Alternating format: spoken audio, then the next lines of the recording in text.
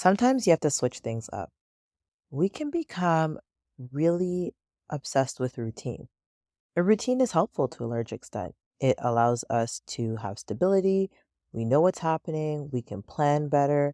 And for a lot of people, routine reduces stress. So it makes sense to have routines. But the thing is, sometimes routines lead to ruts. If you do things over and over again, you eliminate the chance for a sense of curiosity, a sense of wonder, a sense of discovery.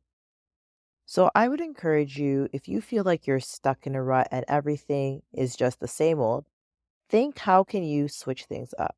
I'm going to give you a couple examples. How do you start off your day?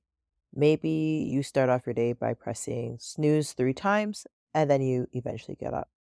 So a way to switch it up is as soon as you hear the alarm the first time, you jump up out of your bed, maybe you drink a cold glass of water.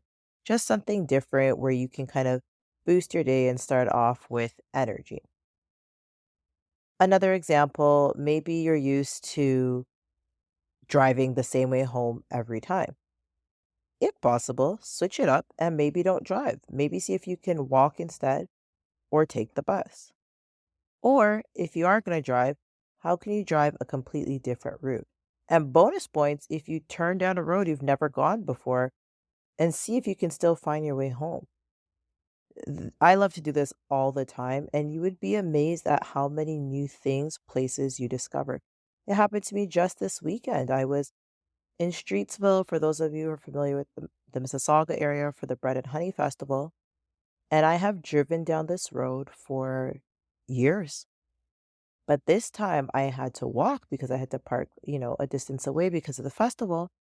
And as I was walking this particular section of the road, I happened to look to the right and I noticed that there was a whole plaza within a parking lot that I had just never noticed before.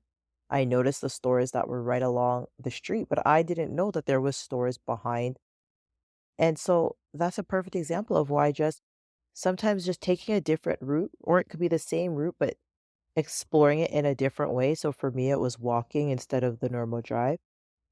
I saw something new. And again, it's you can turn down a different path. So I did that on Thursday. It was a for a walk, went for a walk with my friend, and I went on a trail that I've gone on before, but we were just curious. We said, well, what happens if we turn here?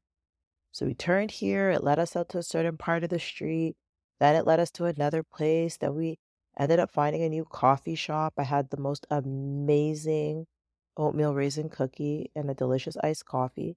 Right? And it's like those little things. I would have never gone to the coffee shop if not for making that turn.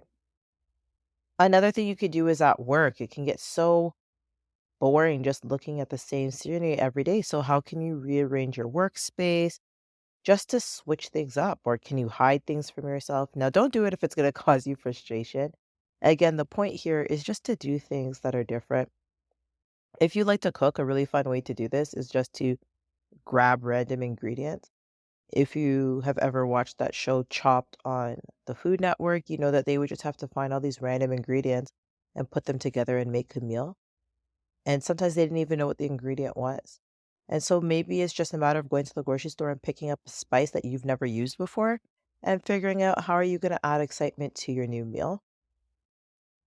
And another thing could be maybe just watching a new type of show or listening to a new type of podcast that you wouldn't normally listen to, or watching a documentary that you wouldn't normally watch. I actually did this on the weekend as well.